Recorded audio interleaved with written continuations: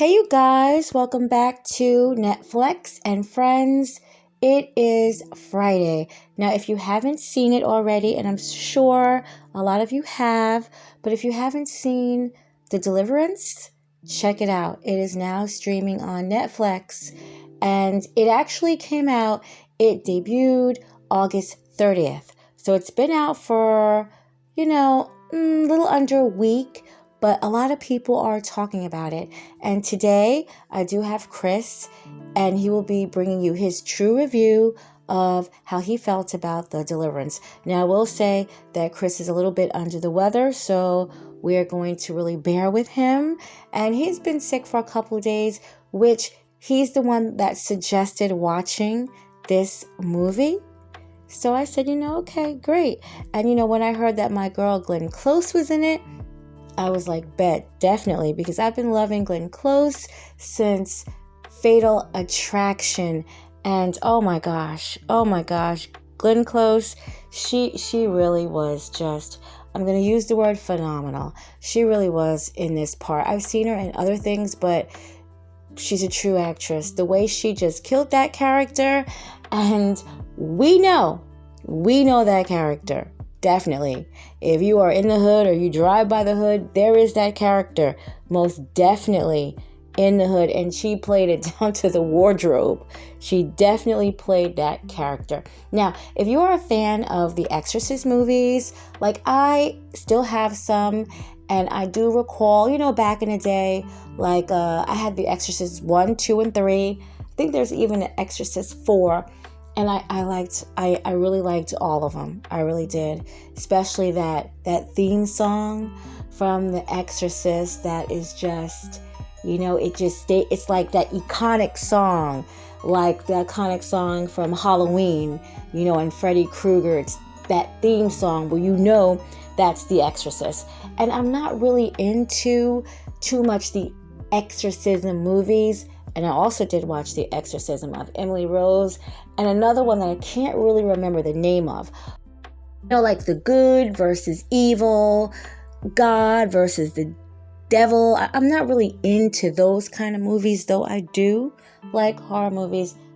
I am pretty glad that I checked it out. Not just because Glenn Close was in it, and the chick that looks like Rihanna. I'm glad I checked it out, because, I try to stay in the loop with some of the things that people do watch. But again, I am a true fan of horror movies and true crime movies, which is slightly different when you go into, those like religious cult type movies, if I'm saying that right. Those type of movies, most definitely. But yeah, if you do like the exorcisms from back in the day, check it out. Now, this is actually based on a true story, and it depicts true events.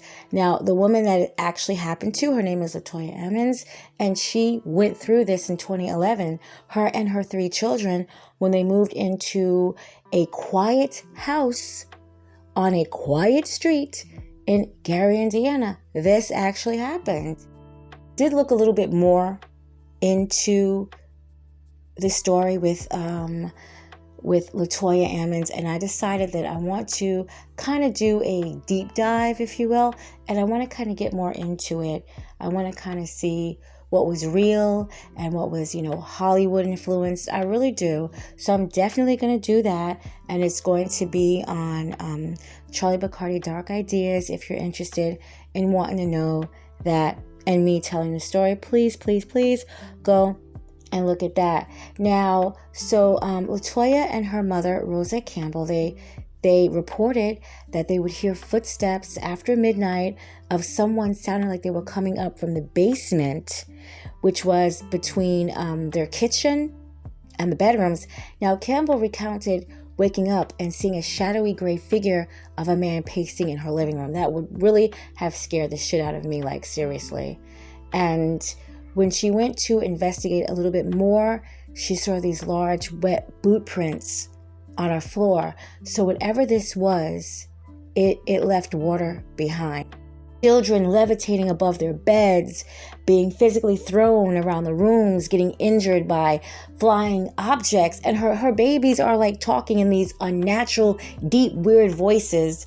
And they tried to reach out to, churches around the area if they could come and, maybe like do, I guess, not a seance, right? Well, when they come and they try to cast out the demons and the bad spells, they refused to. They wouldn't come. And one suggested that they clean the house with bleach and ammonia. And they did that along with lighting white candles, wearing all white, scarves around their head, wearing all white clothes, had like the Bible open to, a special page in the Bible, I think Psalms 91.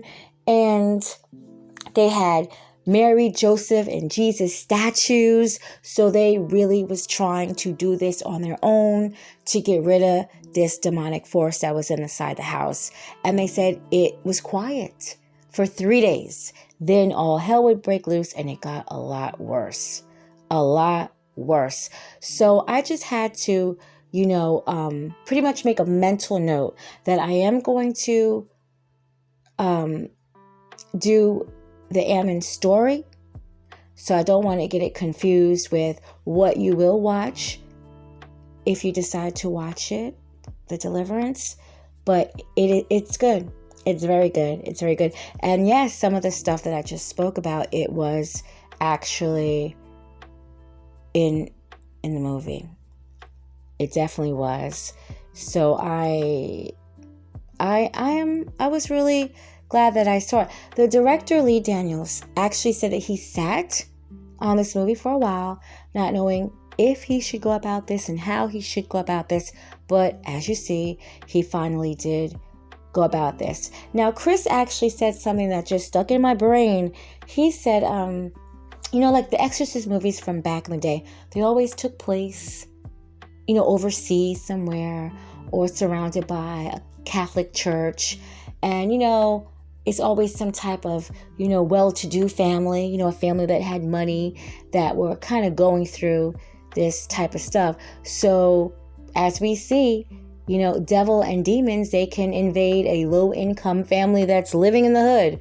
So it's definitely worth a watch if you're just chilling tonight, don't have anything else to do this Friday. Now, some people actually said it was scary. Okay, I'm a horror fan, so I wasn't scared, but I imagine some people, they might be a little bit scared if they're not used to, seeing stuff like this. They might be a little scared. So definitely give it a watch. Okay, so Chris, I know that you're familiar with the exorcism movies back in the day, and I know that you also don't know too much about the real family that actually had to endure this. So, how did it feel seeing a black family that was actually going through this? I think it's more realistic because predominantly in the movies it was always white families, and I know there's black and Latino families who go through events like this. So was it different? Was it different? We know that other races have had, situations where they encountered, demons or some type of, creatures that, never was seen before. But was it? You said it was more realistic to you. Well, the thing that was different for me was I don't think I've ever seen where a spirit can actually tether itself to several individuals at one time. So when it was able to actually possess all three kids in three different locations, I thought that was definitely unique. Okay. All right. Let me see. So overall, did you like this movie? This movie definitely was better, one of the better ones. Not better than a regular exorcism, don't get me wrong. But for further movies with exorcism, it was definitely better than most I've seen. Okay, so would you suggest other people to watch this movie if they are a fan of the exorcism movies, or just watch it anyway because you just like the movie? I would tell them to watch it with an open mind, because it does follow along the same lines as exorcism. So if you're a true fan, I definitely recommend you watch it. All right, thank you. And I know you're sick, so thank you, Netflix and friends.